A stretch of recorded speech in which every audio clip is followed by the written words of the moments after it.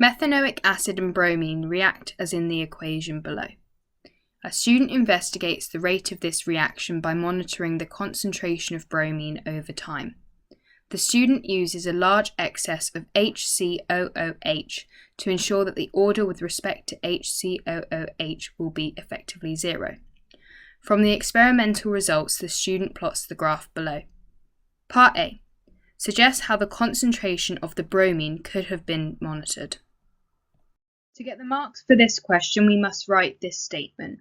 Measure reduction of the colour of bromine, and that's how we're monitoring the concentration of bromine using colour. So this statement gets us the mark for this question. Part B. Suggest a different experimental method that would allow the rate of this reaction to be followed over time.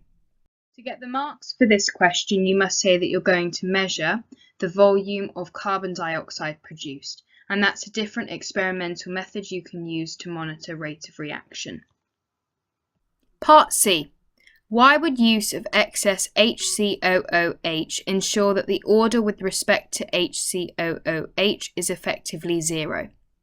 The reason why we use an excess of HCOOH is because that means that the concentration of HCOOH would be constant, and therefore the order with respect to HCOOH would be effectively zero.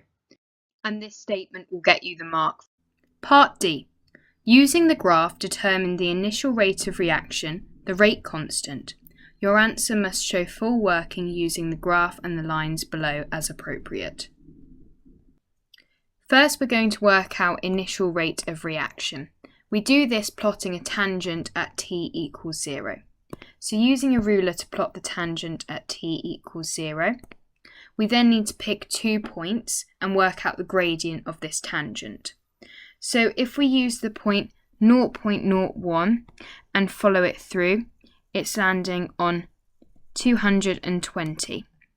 Then picking the point where it lands at 100 on the x-axis or the time, we follow it up and we've got 0.0058.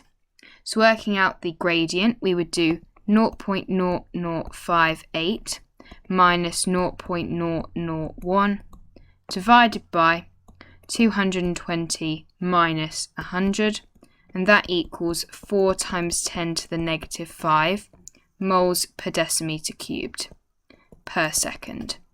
And the reason we've got these units is because we've got moles per decimeter cubed as our numerator units, and we're dividing by seconds, hence the seconds to the minus 1. Now we're going to try and work out the order with respect to bromine. So we do this looking at half-lives. Half-life is the amount of time it takes concentration to decrease by half. So if we look at 0.01 and then divide it by 2, we get 0.005. So if we look at the times for each of these, 0.01 is at t equals 0, and 0.005 is at 190 seconds.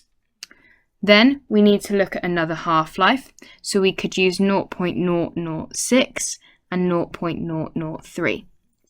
0.006 is at 140 seconds, and 0.003 is at 340 seconds. So we've got slightly different half-lives. We've got a half-life of 200 and a half-life of 190. But because this graph is quite small, we're going to say that we have a constant half-life.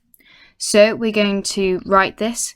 Half-life is constant, and we would then specify what the half-life is.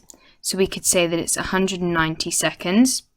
Therefore, if we have a constant half-life, that means the rate of reaction with respect to bromine is first order. So we would then also write this on the lines provided.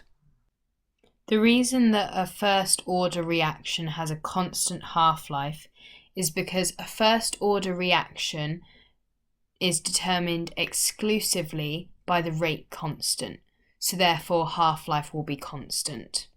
Now we're going to work out the rate constant. We work out the rate constant using the equation K equals rate divided by the concentration of bromine. So we're going to use the initial rate we've worked out is 4 times 10 to the negative 5, and we're going to divide it by the concentration of bromine at T equals 0. The concentration of bromine at T equals 0 was 0.01. So that makes our rate constant 4 times 10 to the negative 3. Now we need to work out the units. So we have rate measured in moles per decimetre cubed per second, and we're dividing by concentration of bromine, which is measured in moles per decimetre cubed. That means we can cancel out the moles per decimetre cubed, and that makes our units seconds to the minus 1.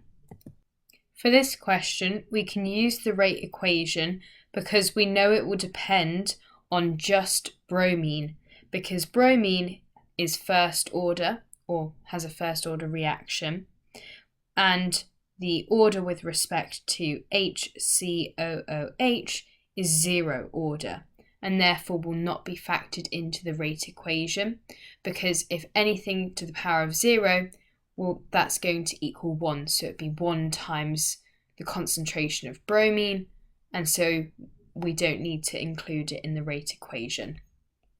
Marks in this question were awarded for having a comprehensive conclusion which uses quantitative data from the graph to correctly identify and calculate initial rate and half-lives and reasoned order of Br2 or bromine and determination of K with units. There is a well-developed conclusion showing a line of reasoning which is clear and logically structured. The working for initial rate, half-life and order are clearly shown. Determination of K is clear and correct. This is what the mark scheme says for the awarding of the marks for this question.